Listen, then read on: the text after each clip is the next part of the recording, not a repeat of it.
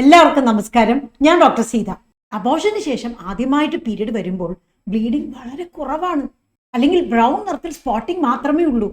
അബോർഷന് ശേഷം ഒരു മാസമൊക്കെ കഴിഞ്ഞ് അടുത്ത പീരീഡിലെ സമയമാകുമ്പോൾ ഒരുപാട് പേർക്ക് ഇങ്ങനെ സംഭവിക്കാറുണ്ട്. ഇങ്ങനെ വരുമ്പോൾ ടെൻഷൻ അടിക്കുന്നത് സ്വാഭാവികവുമാണ്. എന്നാൽ ഞാൻ പറയട്ടെ, ഇതിനെക്കുറിച്ച് നമ്മൾ പേടിക്കേണ്ട ഒരു ആവശ്യമേ ഇല്ല. ഇത് മിക്കപ്പോഴും നോർമലാണ്.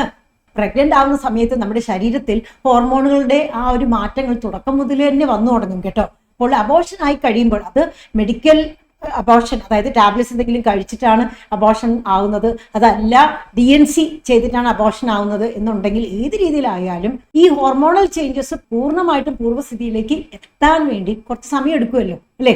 ആ സമയത്ത് സംഭവിക്കുന്നതാണ് ഈ ഒരു കാര്യം. പിന്നെ ചിലപ്പോഴൊക്കെ കുറച്ച് ബ്ലഡോ അങ്ങനെ എന്തെങ്കിലുമൊക്കെ ഉള്ളിലുണ്ടെങ്കിൽ അത് ചിലപ്പോൾ 2 ആഴ്ചയോ 3 ആഴ്ചയോ കഴിഞ്ഞിട്ട്, അല്ലെങ്കിൽ ഏകദേശം ഒരു അടുത്ത പീരീഡിനോട് അടുപ്പിച്ച് കുറച്ച് ബ്രൗൺ നിറത്തിൽ ഇങ്ങനെ, അല്ലെങ്കിൽ കറുത്ത നിറത്തിൽ ഒരു ബ്ലീഡിംഗ് ആയിട്ട് അല്ലെങ്കിൽ ഒരു സ്പോട്ടിംഗ് ആയിട്ട് അനുഭവപ്പെടാം പലർക്കും.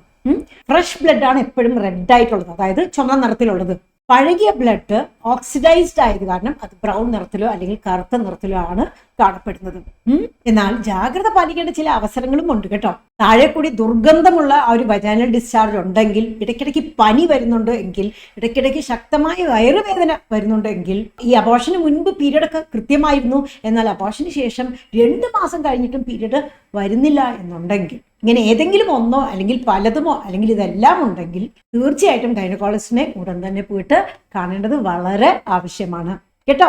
അതല്ലാത്ത പക്ഷം പേടിക്കേണ്ട ആവശ്യമൊന്നുമില്ല.